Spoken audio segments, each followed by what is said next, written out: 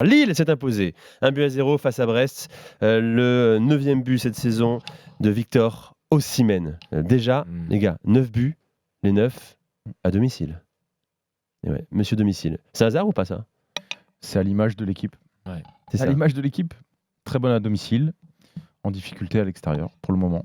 Mais ça suffit pour le moment à être 3e de Ligue 1. Bien placé à l'approche de la deuxième partie de saison. 3e de Ligue 1, Lille, plus que dans les temps. 3 victoires consécutives. Lille a battu Dijon 1-0.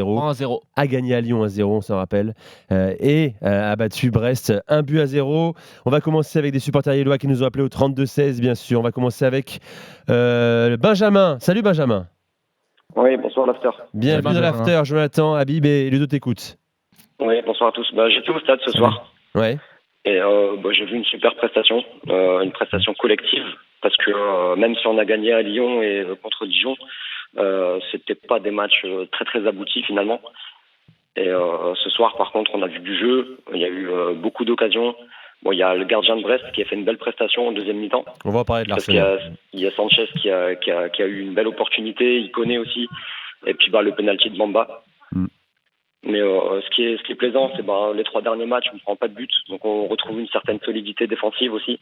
Et comme j'en parlais avec le standardiste avant de vous avoir, c'est malgré les buts qu'on a encaissés en Ligue des Champions, parce qu'on a joué contre des clubs qui ont une certaine expérience et on a pris quand même pas mal de buts. Et puis finalement, en Ligue 1, on ne se laisse pas déborder par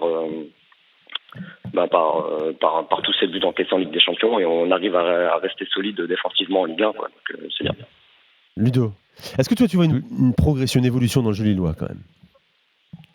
Lille ne joue pas. Enfin, il est toujours plaisant de regarder Lille, notamment à domicile. Moi, j'ai pris énormément de plaisir, même s'ils ont pris des casquettes en Ligue des Champions. Ils ont payé cher les erreurs qu'ils ont commises. Mais j'ai pris du plaisir à regarder cette équipe. Je me suis pas ennuyé.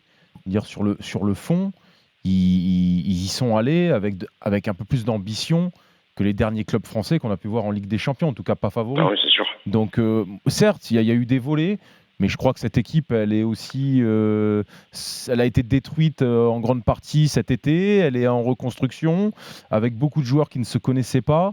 Je trouve qu'ils n'ont pas fait pâle figure en Ligue des Champions, au contraire. Même si les résultats sont ce qu'ils sont, donc tu as payé pour apprendre.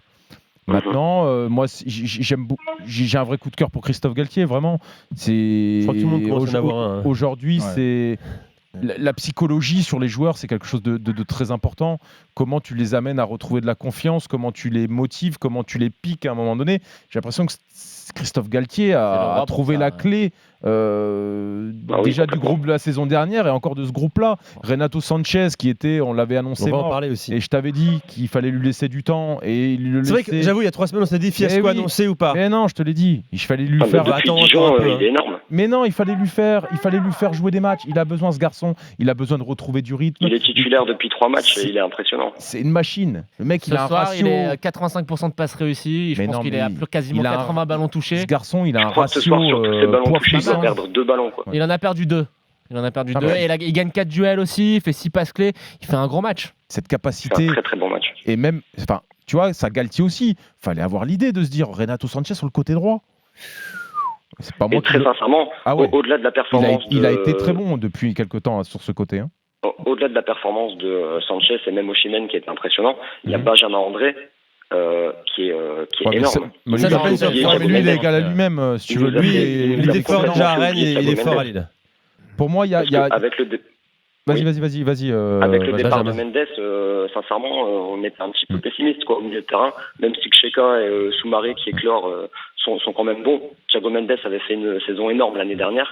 Et là, l'arrivée de Benjamin André, c'est juste impressionnant. Quoi. Il y a juste un truc qu'il faut noter sur ce match. Attends, Benjamin, tu es avec ton enfant dans les bras ou pas? Ah oui, j'ai mon bébé de 3 mois qui est à côté de moi. Oh, le pauvre petit, mais il écoute l'after, tu as 3 mois. Dis-lui bien after plusieurs fois, comme ça. On recrute jeune. Et qu'il appelle au 32-16, ton bébé également. Il faut quand même noter sur le match de ce soir que le but intervient sur une phase de supériorité numérique. Castellotto est à terre. Et donc Lille en profite et marque sur la même action. Mais il manque encore juste un petit truc, tu vois, pour être vraiment convaincu que Lille est sur la bonne lancée. C'est que devant, il faut qu'ils soient un petit peu plus réalistes. Parce que là, ils peuvent tuer le match. Et il y a quelque chose qui qui me chagrine un peu, et c'est assez paradoxal, et ça va à l'encontre un peu de ce que tu dis et des stats. C'est-à-dire que oui, on voit que le LOSC est plus solide défensivement, mais moi, honnêtement, les matchs que je vois, je trouve que ça s'effrite un peu.